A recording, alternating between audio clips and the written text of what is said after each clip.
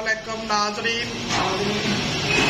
मैं बनाना तुहानू बना के दिखाण लगी हाँ मुर्गी। 1 किलो मुर्गी है, 3 किलो पालक लैट गई सी। इस वजह तो पालक उबाल के असी पीस लईए कूली डंडे चू ते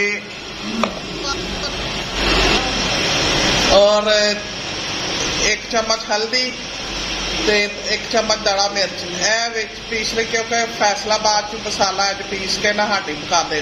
अजे मैं फैसलाबाद ही अपने भरा दे घर वो मसाला अज ही खाते ने, पीस के कट्ठा पीस लेते, कट्ठा पीस के फ्रिज च भी रख लेते, हांडी पकाने लगे पा लेते। तो मैं अपने हिसाब नाल पा लिया 2 चम्मच, 1 चम्मच नमक, 2 चम्मच पीसिया लाल मिर्चा, 1 चम्मच हल्दी, 1 चम्मच दड़ा मिर्च, 2-3 हरिया मिर्चा, अदरक 2-3 गंढे लसन दे, अदरक थोड़ा जिहा पा के ते मैं पीस लिया। और मैं 3 प्याज कट ले, 4 प्याज छोटे छोटे दरम्याने कट लेन, 4 टमाटर। पालक तो घली है, भतीजे कह रहे हैं कि सानू फुफो पालक मुर्गी पा के पालक बना के दो। 1 चम्मच पालक की जरा ज्यादा पैसा, 2 चम्मच।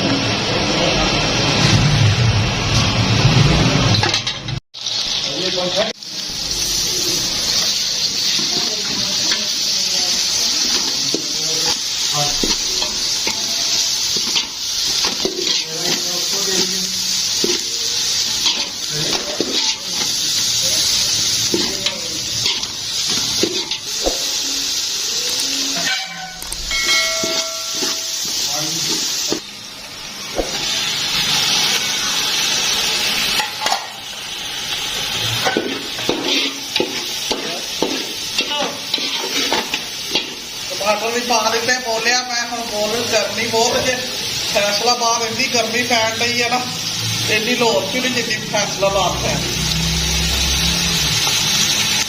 लाइट चली गई, मेरा पूरा हाल हो गया।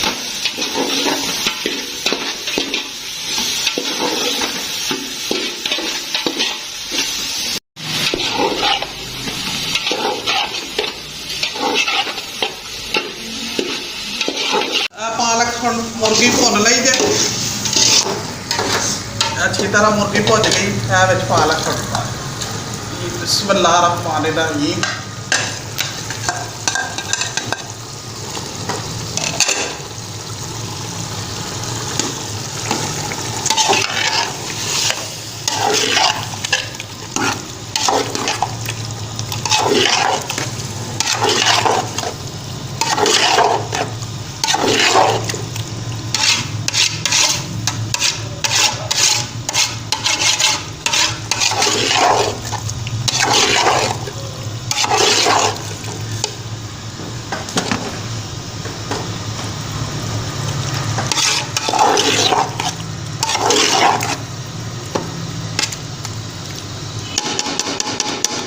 थोड़ी देर ढक्कन दे के हम तो रख लेंगे जरा,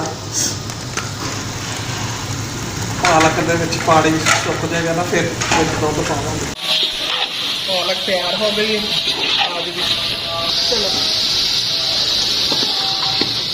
पालक बस हम तैयार जे, साड़ी भुज गई पालक भी। उन्होंने बड़ी भुख लग रही है, रोटी मांग रहे, और खाण लगे। मेरे भतीजे भी उत्ते बैठे, गर्मी बहुत ज्यादा, लाइट थले गई हुई है, तो उत्ते छत पे बैठे रहो, कहते फुफो उत्ते रोटी लै आओ। खाना सब्सक्राइब करना मेरा चैनल, दुआवां च याद रखना।